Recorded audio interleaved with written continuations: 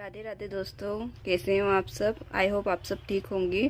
आपके पार्टनर की current energies आज जो निकल कर आई है वो इस तरीके की कि आप दोनों के बीच में कोई थर्ड पार्टी इन्फ्लुएंस के कारण आप दोनों में कॉन्फ्लिक्ट हुआ है। कॉन्फ्लिक्ट के बाद वो थर्ड पार्टी ने आपके पर्सन को परेशान किया है। परेशान करने के बाद वो थर्ड पार्टी से भी परेशान थे ही सही, और आपके बीच जो भी अनबन चल रही थी उसके कारण भी वो बहुत परेशान थे, बहुत ज़्यादा स्टक थे।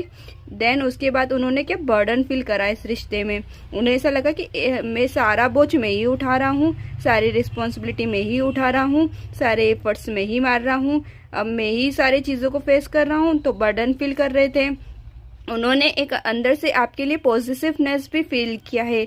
वो आपको छोड़ना भी नहीं चाहते हैं, और आपको मतलब खो देने का डर तो उनके मन में है ही सही। और आप जब उन्हें मिले थे ना, तो उन्हें ऐसा फील हुआ कि आप उनके सोलमेट हो, एक पार्टनर हो आप उनके।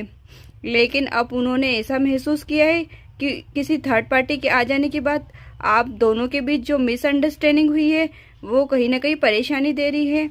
अब बहुत ज़्यादा स्टक हो चुके हो आप दोनों एक दूसरे को लेकर।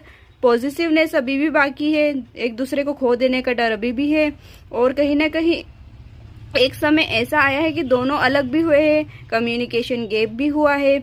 लेकिन आपने जो एक दूसरे के साथ क्वालिटी टाइम स्पेंड किया था, आप उस क्वालिटी टाइम को स्पेंड करने वाली चीज़ें जो थी आप दोनों के बीच, क्वालिटी टाइम जो आपने स्पेंड किया है अपने पार्टनर के साथ, वो आप मिस कर रहे हो कहीं ना कहीं। आप दोनों एक दूसरे की पुरानी यादों में खोए हुए हो। कहीं ना कहीं आपको बहुत याद आ रही है आपके पार्टनर की। आप चाहते हो उनसे मिलना, उनसे बातें करना, लेकिन कहीं ना कहीं इस मिसअंडरस्टैंडिंग के चक्कर में सारी चीज़ें खराब हुई है। अब यहाँ पर आपके पार्टनर स्टक हो चुके हैं।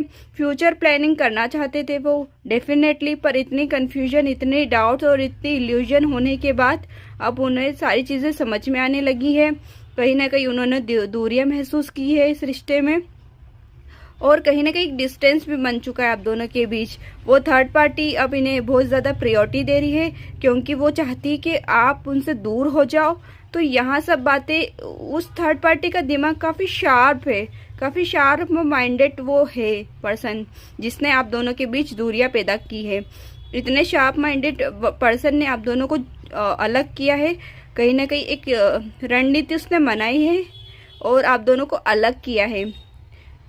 और आपके पार्टनर अब चाहते हैं कि सुलह हो जाए, लेकिन वो अब एफर्ट नहीं करना चाहते, एक्शन नहीं लेना चाहते। इसकी वजह आप हो सकते हो, और आपका मिसबिहेव हो सकता है, और कहीं ना कहीं एक तरफा एफर्ट्स दिख रहा है।